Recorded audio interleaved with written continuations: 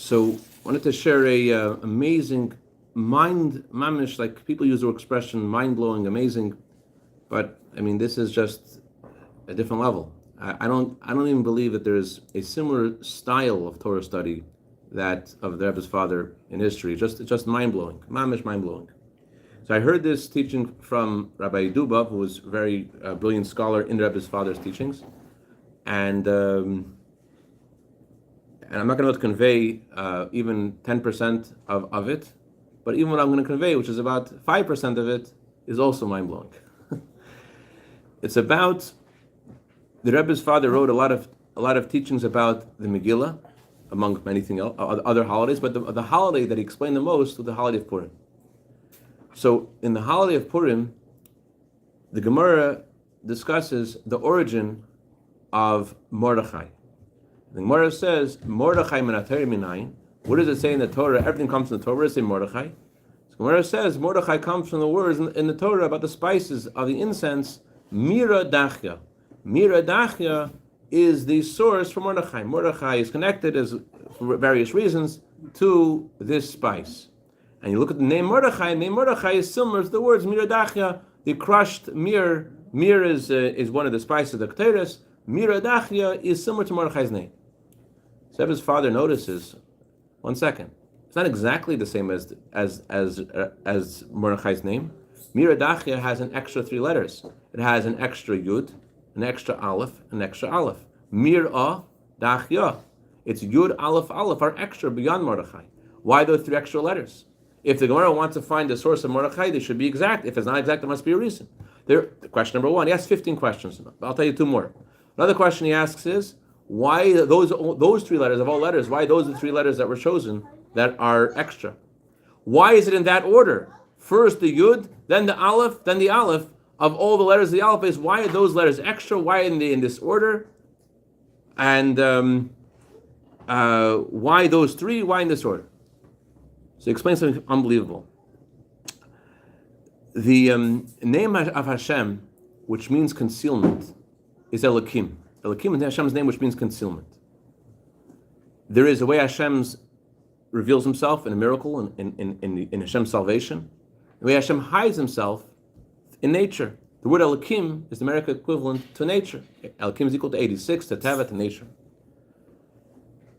The Arizal writes that there is a way that Hashem's name is transformed, that the Hashem's name of concealment is transformed to Rachmim, to mercy, to revelation. So he said that the Arizal says, if you take the letter before Elokim, letters before Elokim, you have the name of Hashem, which means Rachim. Name of Hashem, which means not just mercy, but how Hashem's judgment is sweet. The Hey Gvuris, the 5 forms of judgment, the Kabbalah, the 5 letters of Hashem's name, Elokim, they're sweetened to be something greater. How are they sweetened? They're sweetened to be the letters before Elokim. What are the letters before Elokim? What's the letter before Aleph? There's no letter before Aleph, so Aleph stays the same. What's the letter before Mem? Mem stays the same too, because there are 2 Mems. There is a regular Mem and there's a final Mem. So Mem stays the same. So what 3 letters are remaining? The Lamed and the Hey and the Yud. What's letter before Lamed? Chaf. What's letter before Hey? Dalet. What's letter before Yud? Tes.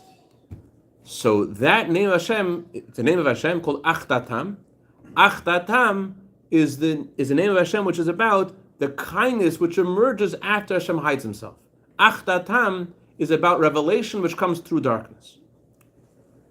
So this name of Hashem is from Shem Elokim, but it's the convergence, the transformation of Elokim to something higher.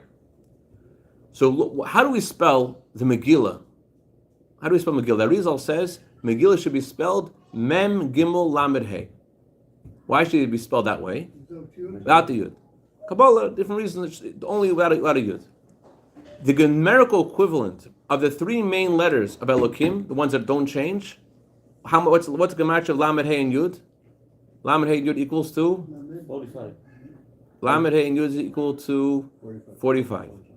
45 are the outer letters of Megillah. Mem and Hey is 45. What's the numerical equivalent of the other name of Hashem, which represents the transformation of darkness to light? So those three letters of Chav Dalet Tes. Chav Dalet Tes equal to what? 33. 33. You're good.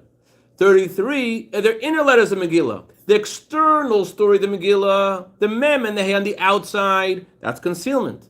The inner story of the Megillah is Lamed Gimel, is revelation, which is the numerical equivalent to those three letters. It says in a pasuk, Ki toivim deidecha miyoyin.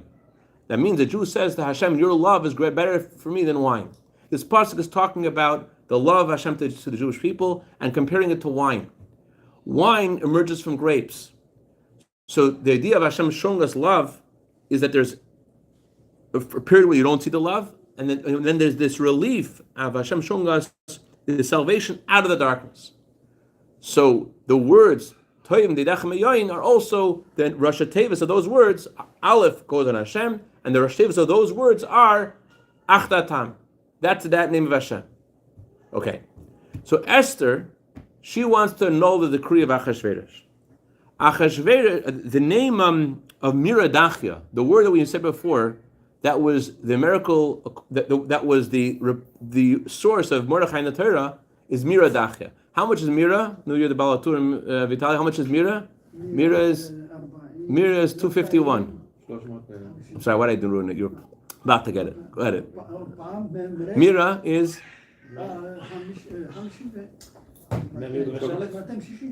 251. 251. Mem Yud Reish Aleph. And how much is Dachia? Daled Chaf Yud Aleph.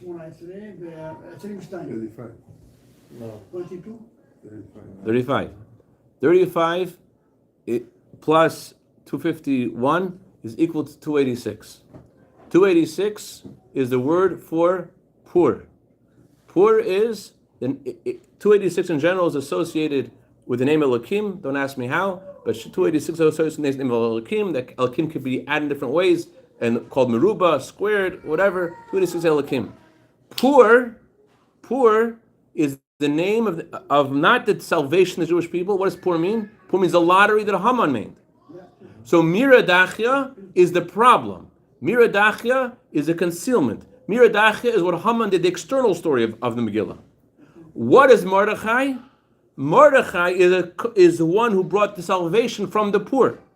So Mordechai is not equal to, if you take the word Mordechai and you compare it to Miradachia, so it's unbelievable. What's the difference between the three letters of Hashem's name, which means concealment, and the three letters of Hashem's name, which mean revelation? If you take the word Elokim, the first letter which changes is Lamed, right? That's the first letter that changes. And what does that change into? Letter before Lamed is? Chaf. What's the difference between a Lamed and a Chaf? How much is the difference between Lamed? Lamed is 30, Chaf is 20. 10. 10 is the first letter Yud that's missing from Mordechai's name. Mordechai doesn't have a Yud. What's the second letter that is transformed? If you compare Miradachia to Mordechai, he has less than the word Miradachia. He has a less than Miradachia. He has a Yud, but he's missing another Yud from Miradachia. He's missing a Yud and an Aleph from Miradachia. So if you take the three letters of Elokim, and you look at and you compare them to the name of Hashem, which means revelation, so the Lamed compared to a Chaf is different by how much? By 10. The Hey compared to a Dalet is different by how much? 5 to 4 is different by how much? 1. By 1. What's 1? Aleph. Then the third letter is Yud. Yud different to Tes is how much? 1. 1. Yud Aleph Aleph. We asked before, how come the word Mordechai doesn't have a Yud Aleph Aleph of Miradachia?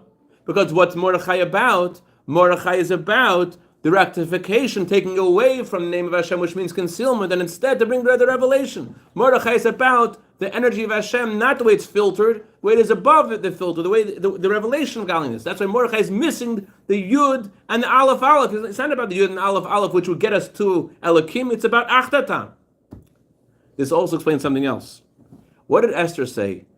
about why she doesn't want to go to Achashverosh. Why doesn't she want to go to Achashverosh? She said, if I go to Achashverosh, she's going to kill me. Why? You have to go with an invitation. I haven't been by the king for how long? 30 days. What does she say to do after those 30 days? I haven't been there for the 30 days. She tells everyone, I'll go, but I need everyone to fast for me. How long should everyone fast for me? 3 days. 3 days. Because if I go right now, what's going to happen? Achas dasi lahamis. I'll be killed. The word lahamis doesn't mean to be killed. If you're precise in Hebrew language, what's lahamis mean? To kill. If I'm brought to Achashverosh, I'm going to kill. What does it mean I'm going to kill? Esther is saying, I hope to kill Lamed, Hey, and Yud. I hope to take away the Lamed and the Hey and the Yud, which is the concealment of godliness. And how will I take it away? Through 33. What's 33? 33 is Achtatam. So we see how precise the words of the Gemara are. The Mordechai is equal to Miradachia, but not exactly. And the difference between them is the difference between the concealment and the revelation, the exile and the redemption. This is just one tiny bit of the Rebbe's father's explanation of this sentence in the Megillah. So, bottom line was that it's the day of the passing of the tzaddik, the day when the neshama goes to a higher place, causes salvation on the earth in this physical world. So, the passing of tzaddik itself is a concealment of godliness, and yet it brings salvation, it brings revelation, it brings something that's far greater. So this day of Chaf Av, which is tomorrow night, the Rebbe's father's Yahrtzeit, day of salvation for the Jewish people, and since we're already Erev Chaf Av, we shouldn't have to wait for Chaf Av. We should see the salvation, the Beker of arts in this physical world. Coming Mashiach Zakein Tik V'Amamish. L'chaim, l'chaim, l'chaim.